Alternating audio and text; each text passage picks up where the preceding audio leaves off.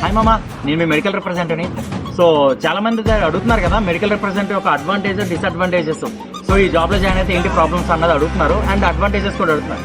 So ఆ రెండైతే నేను ఇప్పుడు వీడియో చేసి చెప్తున్నాను మామ. ఫస్ట్ డిసడ్వాంటేజెస్ అని చెప్పుకున్నాం. ఎప్పుడు నెగిటివ్ అనుకోవద్దు, తర్వాత కూడా పాజిటివ్ చెప్తాను. ఫస్ట్ డిసడ్వాంటేజ్ వచ్చేటప్పటికి ఎక్కువ జర్నీ ఉంటుంది మామ.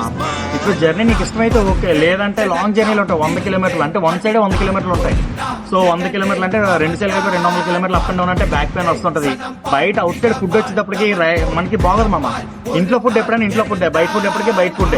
సో బయట ఫుడ్ దీని సెకండ్ థింగ్ వచ్చేటప్పటికి హెల్త్ పాడైపోతుంది మామ. ఎందుకంటే పొట్ట బట్ట ఇదనేది కామన్, ఎవరికైనా ఊడిపోతుంది. కాకపోతే మనం బయట తినే ఫుడ్ వల్ల చాలా డ్యామేజ్ ఉంటుంది. సో మనకి హెల్త్ అనేది ఫుడ్ వల్ల పాడైపోతుంది.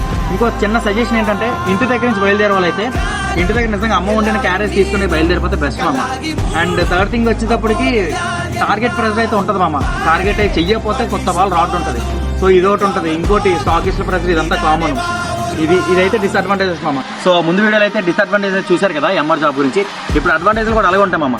ఫస్ట్ మనకు వచ్చేటప్పటికి మనకి టైమింగ్ ఉండదు. మనకి డాక్టర్ టైమింగ్స్ బట్టి మనకి టైమింగ్ ఉంటుంది, అదొక అడ్వాంటేజ్. ప్రతిరోజు మార్నింగ్ వెళ్ళాలి, అవేం ఉండవు.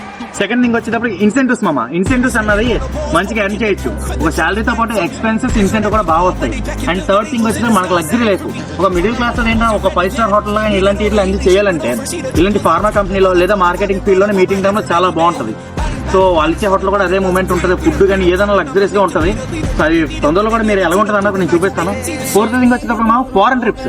ఇప్పుడు మనంతటా మనం డబ్బులు ఖర్చు పెట్టి ఆ ఫారెన్ ట్రిప్ ఇటు వెళ్ళి ఇంట్లో బాధ పెట్టే కనుకన్నా ఒక 1 year కష్టపడి కంపెనీ టార్గెట్ కంప్లీట్ చేస్తే వాళ్ళు తీసుకెళ్తారు చూసా.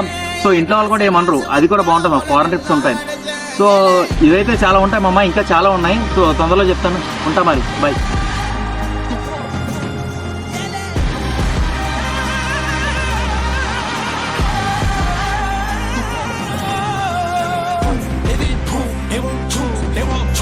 హాయ్ మామ, నేను మీ మెడికల్ రిప్రజెంటేటివ్ని.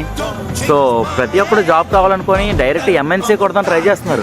ఎంఎన్సీ అయితే ఏముంది, చిన్న కంపెనీ అయితే ఏముంది. ఎంఎన్సీ అయితే కొంచెం మంచి ప్యాకేజ్ వస్తుంది, చిన్న కంపెనీ అయితే కొంచెం తక్కువ ప్యాకేజ్ వస్తుంది. కాకపోతే నువ్వు ఒక చిన్న కంపెనీ ట్రై చేసి తర్వాత ఎంఎన్సీకి కూడా షిఫ్ట్ అవ్వచ్చు, అది కూడా ఒక అవకాశం ఉంది.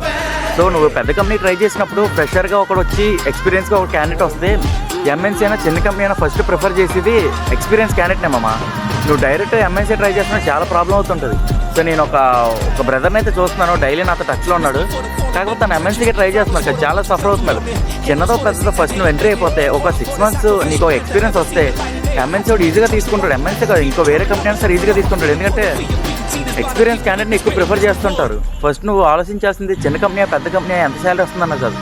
ఒక 6 months నీకు పిఎఫ్ కట్ అవ్వాలి, నీకంటూ ఒక ఎక్స్పీరియన్స్ ఉంది మెడికల్ అన్నది వస్తేనే బాగుంటుంది మామ.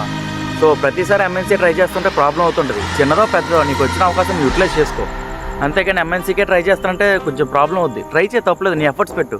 కాకపోతే ఎక్స్పీరియన్స్ క్యాండిడేట్ వచ్చాడంటే ఎంఎన్సీకి సో ఫ్రెషర్ అయితే అలా కేర్ కూడా చేయరాలు, అసలు తీసుకోరు కూడా. సో ఇది అర్థమవుతుందని చెప్తున్నాను మామ. ఉంటాను మరి.